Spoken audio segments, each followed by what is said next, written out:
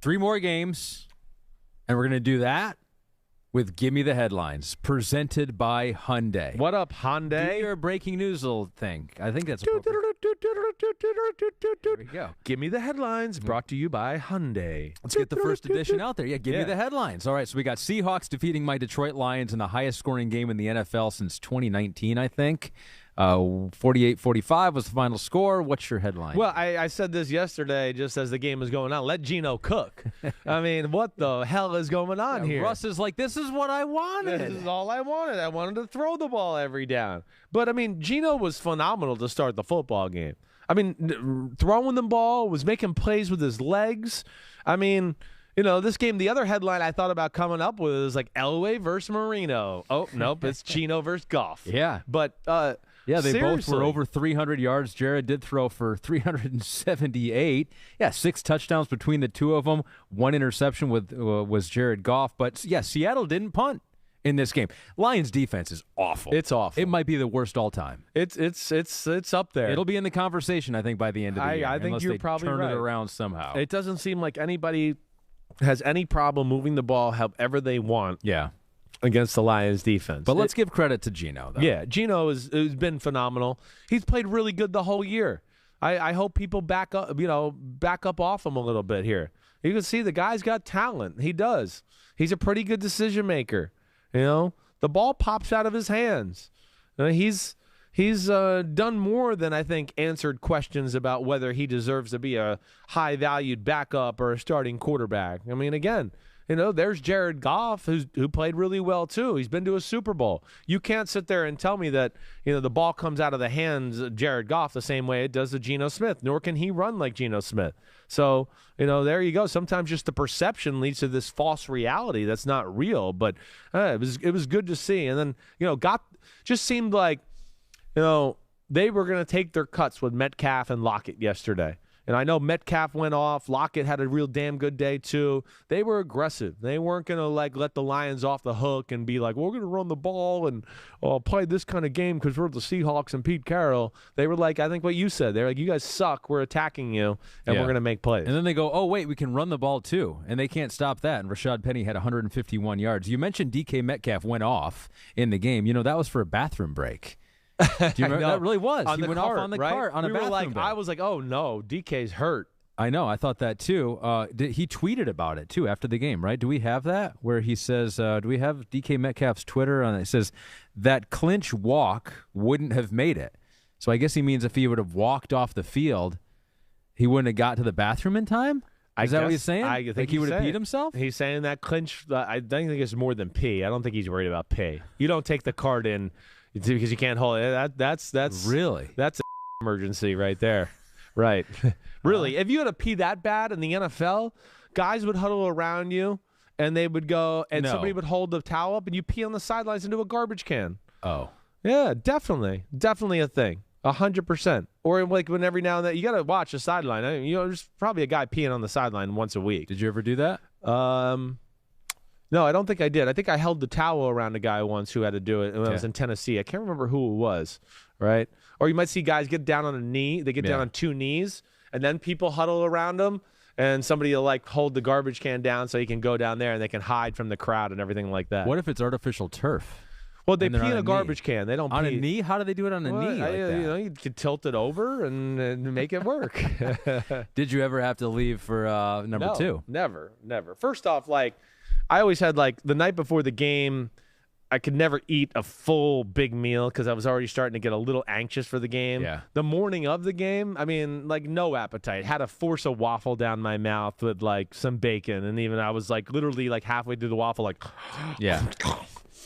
My mouth is dry because I'm like, Julius Peppers is coming today. Oh gosh, right. I mean, that's just the way I was. I was in knots until the game started, and then I was like, okay, gosh, this feels better to play now, and stop thinking about it. Yeah. I never had to take that break right there. All right. Well, but your Lions too. You know, Hyundai didn't know this was going to be part of the segment. Managing the game. And mistakes still, you guys just can't afford to do that, whether it's, you know, missed fourth quarter, turnovers, missed fourth downs, or even like, you know, hey, Goff starts the second half, right, with the pick 6, right? Josh Reynolds has the fumble at an inopportune time. So it seems like every time you guys kind of get going and, okay, whoa, this could become a closer game, which I know it ultimately did. You guys would make a mistake and the Seahawks would go up by, 10 points or 2 scores or whatever. And it was just like you guys were always chasing. Sorry. TJ Hawkinson did have 179 yards and a couple touchdowns. Career day for him. Scorigami, too, 48-45. First time in NFL history that we have ever seen that score. I was sitting there that's why I wanted to say Elway Marino. Or it was like Marino and Ken O'Brien back in the day with the Jets Dolphins. Yeah, they could not do that. Maybe one day Kyler Murray will have a game like Jared Goff. One day. Kyler Murray did get a win against the Panthers. 26-16 was the final score. Your headline for this one was? We're not in Oklahoma anymore, okay? Because these two quarterbacks, as we know, won that Heisman in back-to-back years at Oklahoma, and offense was easy, and we throw the ball all over the place. These two offenses suck. There's no other way to say it. They suck. I don't want to say the quarterbacks suck. The one thing I'll give Kyler Murray credit for is he's rare to force the ball, even in these ugly games. Baker Mayfield, you can't say the same. He's a little more apt to, let me squeeze one in the window here. And, his mistake, I think the interception to Gardeck late in the football game was really the thing that closed the deal. But, yeah, I mean, look at the Carolina offense. They can't even get DJ Moore the ball. You got Christian McCaffrey leading the game in receiving. It's just like every week it's like, well, I hope McCaffrey breaks a big play just to make our stats look somewhat okay. I mean, they're pitiful on that side of the ball, and, yeah, I don't think that much of the Cardinals offense either. I think Matt Rule will be the first coach to be fired. They are now 1-26 under Matt Rule when the opponent scores at least 7 points and have lost 24 such games in a row. It's ugly, and I would agree with you. I think he's probably on the way. How much longer does he have? This could be an in the season firing. Pete's in my ear going maybe before Halloween. I think it could be that way. David Tepper doesn't seem like he's got a whole lot of patience that way. Do we have their schedule? And then early on in the game, the Cardinals were dying for them to take control of the game. Yeah. And the Cardinals get stopped on a 4th and 1, right? Kyler throws a pick 6. The next drive, they go for it on 4th and 1, and the center snaps it over Kyler's head, right? And, and then there you go, and you go, wait, it's 10-10? You had all these breaks? Oh, wait, you called a double reverse, and you guys up the exchange and fumble that and give it back to the Cardinals. It's just like anytime they kind of get a little bit of an edge, they end up messing it up as well. It's just that was an ugly football game altogether. K1 since day one wants to give a damn okay to Zach Allen, who helped make that game ugly for some of the offenses for the Carolina offense. He took over the game versus Carolina, says K1 since day one, has been a top 5 defensive tackle in the NFL this season, he proclaims. He's been damn good. And I've certainly talked about him when we watched the Chiefs game, right? When we did the Wednesday podcast, I said, man, he pops a lot. Yesterday, whether it's pressure on the quarterback, he's little mini J.J. Watt. He's got that same type of feel. The one thing he is phenomenal at that always pops out to me is, high motor, disruptive, but great eyes and as far as batting balls down. And I'm sure J.J. Watt's taught him a little bit of that right there. But, yeah, that's he's definitely one of the best players on the front 7 for a team that doesn't have really a lot of difference makers up there in Arizona. But, yeah, Panthers are too talented to be looking the way they look on the offensive side of the ball. I don't mean to go back there, but it's just brutal. It is brutal. And, the 2 interceptions, they were bad too by Baker. They were. He throws the first one where I think Thompson gets it. He's got DJ Moore down the field in a man-to-man situation on a corner route, and he throws the ball behind him, throws it in the worst spot, and DJ tries to, reach back. And as he's reaching back, the ball gets tipped in the air, and it's an interception. So, it was nothing special, and, of course, Arizona was nothing special either. But at least they make less mistakes, and Arizona at least gives you the feel of, they're going to make a play at some point. They just got too many guys who are playmakers to where you just feel like somebody Arizona at some point. It might not be pretty, but you're in a 10-10 game and it's fourth quarter.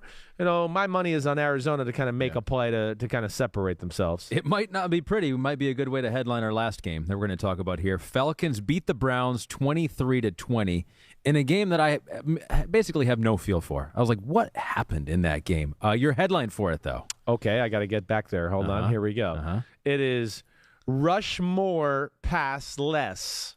All right, and that's because, the stars of this game were the running game. And it was like I don't really remember seeing any marquee passes the whole game. As I'm writing down my notes and as the game's going along, I'm going, man, Browns drive down the field, 3 big runs, got them down there, and they scored a touchdown. Oh, the Falcons answered back. It was 2 huge runs, and they got a field goal. They're a touchdown. It was certainly the rushing game that seemed to be, the star of the show in that one. And we knew that Cleveland's running game was going to be good coming into the year. The Falcons and Arthur Smith, again, I can't give enough credit for a team that I don't think is overly that talented.